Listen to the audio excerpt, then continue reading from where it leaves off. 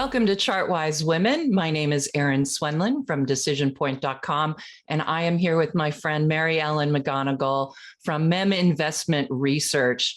Today is a special that we're doing. We wanted to talk to you about how to get women to the investment table, right, Mary Ellen? You're absolutely right. There is a lacking of females in the investing world, if you will. And today we are going to talk about just what an impact that can have by missing out on this incredible opportunity. And then from there, ways that we can get women into this great world of investing. Exactly. I think this dovetails really well into our regular programming that we do on Chartwise Women, because we are focusing on beginner and, advanced traders could certainly learn stuff from us as well. But we do try and keep this sort of focused on the beginner. So this is a presentation I think will really nail it as far as figuring out, so you can see what the issues might be and what they are. So I'm going to let you take it away with your introduction so people know a little bit more about us and our background. You bet. Yes. So Mary Ellen McGonagle, of course, and I am a Wall Street veteran. I have many years of experience both on and with Wall Street. I started my illustrious career on the trading floor of Goldman Sachs. Super exciting. From there, I did go on in New York City for a large firm. I managed over $2 billion in assets. And beyond that, I did go into a period of institutional marketing with research where I worked with top portfolio managers in equities, advising them not only on the markets, but how to uncover and then successfully trade fast-moving growth stocks. And more recently, I have my own investment research firm, MEM Investment Research, powered by Simpler Trading. And it's all about helping investors, again, uncover that next big winner and successfully trade it as it trades to new highs. And of course, I am co-host here at Chartwise Women with Erin Swenlin, and I have my own weekly show, MEM Edge Report, each and every Friday afternoon. I always am so impressed by your background. And, I think we really make a great team because I came up through educational side of things rather than a trading desk. I have my bachelor's in mathematics from USC, master's in information resource management from the Air Force Institute of Technology. And that gave me a really great foundation for building up my building up what we're doing here in technical analysis. Currently, I am the vice president of decisionpoint.com. I do the Decision Point Alert, which is a professional grade analysis of the market in general, bonds, gold, Bitcoin, all of that. I do a DP Diamonds letter where I do stock picks, and it includes a subscriber-only trading room on Fridays. I have the free Decision Point trading room, which I know we've had linked to at the bottom of the YouTube videos that we do. And finally, I do host not only Chartwise Women, as you can see right now, but also the Decision Point show that is on StockCharts TV on Monday afternoons. So that's kind of where I came from. So it really, I think, gives everybody the understanding that you can come at this from more than one way. But I'm going to hand it back to you, Mary Ellen. You bet. Yes. So let's go ahead. I am going to begin by talking about the state of women and investing. And there is some good news. Women on average will have higher savings rates than men. They do tend to save about 9% of their salary versus men 8.6%.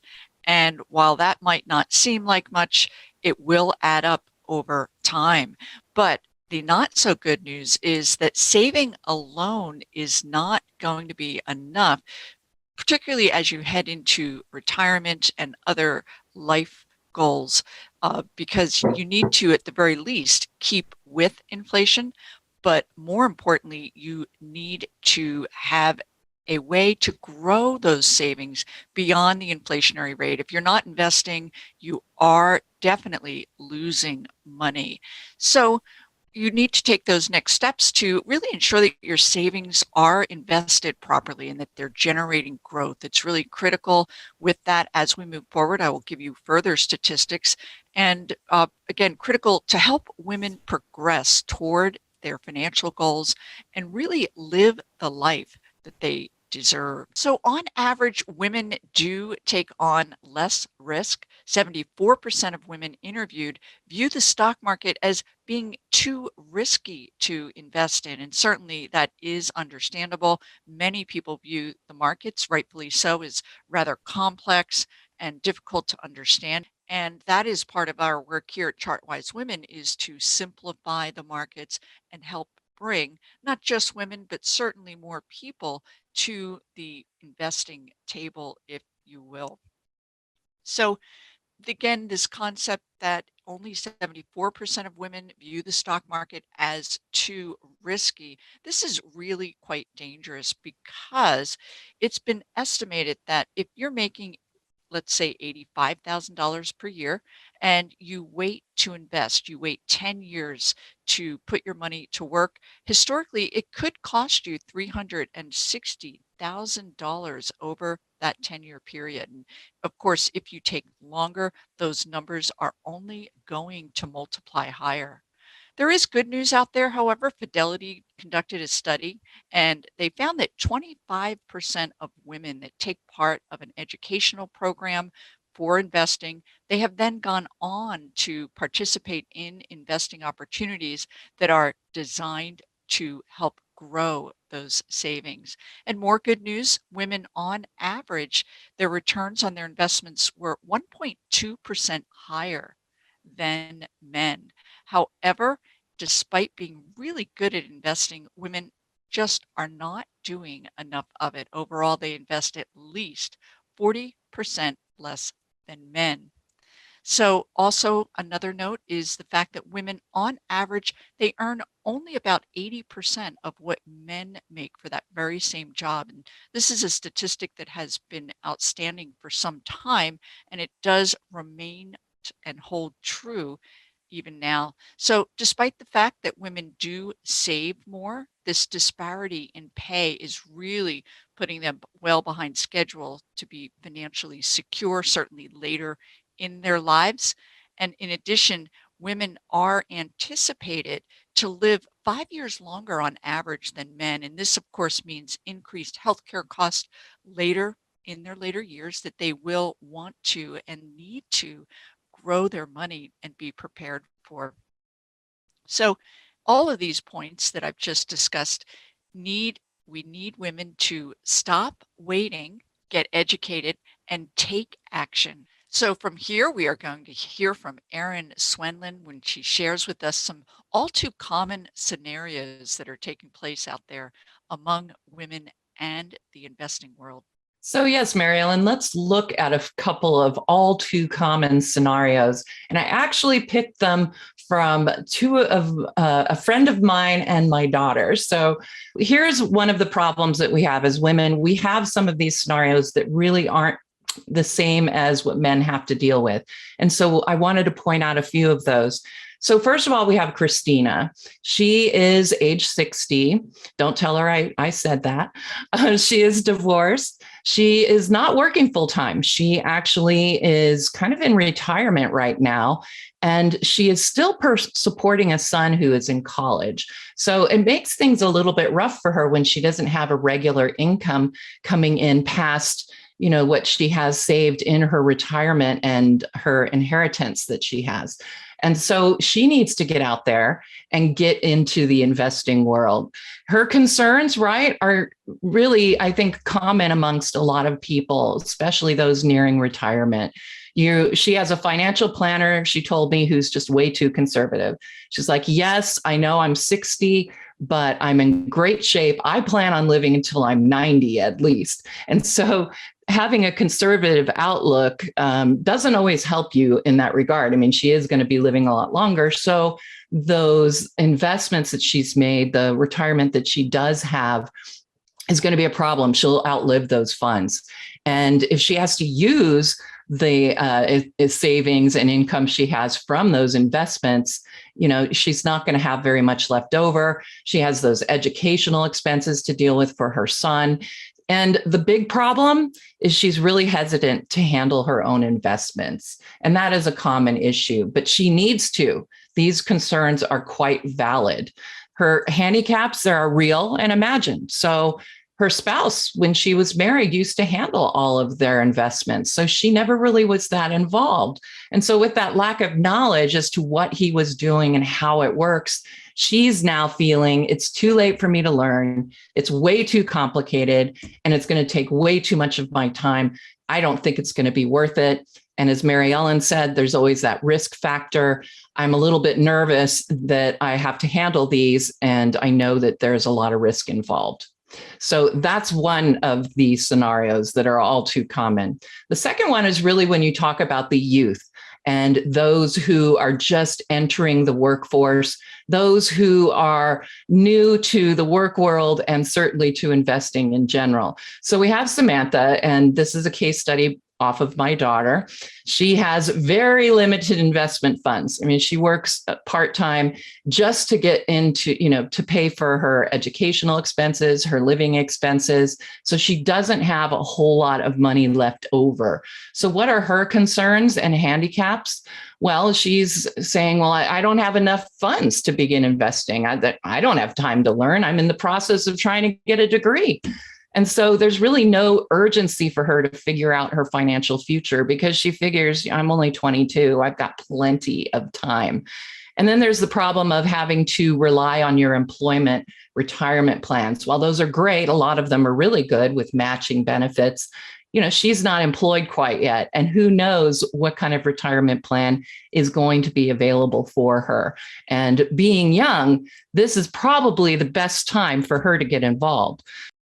So how do we bring Christina and Samantha to the investing table? Well, first of all, as Mary Ellen and I really want to tell you, is that anyone can learn this. This is not too complicated. Everybody should be investing on some level. So you first are going to need to determine what are those needs and goals you have. Obviously, Christina has different goals than Samantha. Samantha does have time for her retirement. Christina does not have as much time, and her goals are to live off of that money for another 30 years that she's put together, and it's not enough.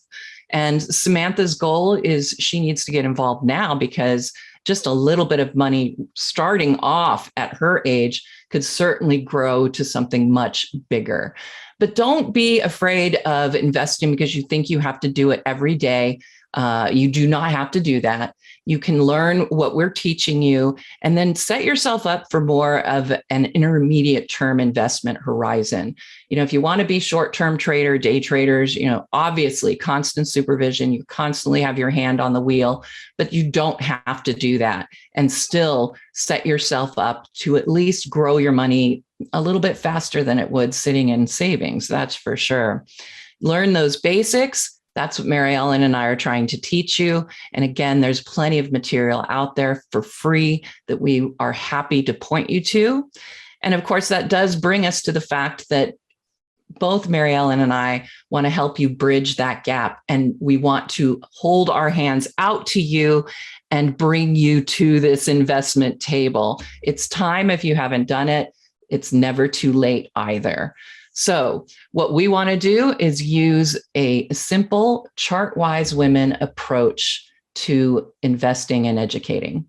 So I mentioned using the Chartwise Women approach. And Mary Ellen, I think we've been doing this now for, goodness, it's been a couple of years, hasn't it, for Chartwise Women? Indeed, yes. Very exciting journey. Oh, it has been. And we believe that there's an exciting journey ahead for so many women that are out there watching this that maybe haven't gotten involved in the trading and investment world. So here's our approach. It's really, we want to simplify this. We don't want to make it scary for women or any beginner, to be honest, to start investing. So, when we talk about our Chartwise Women approach, the very first thing is that we are geared toward those new and beginning investors.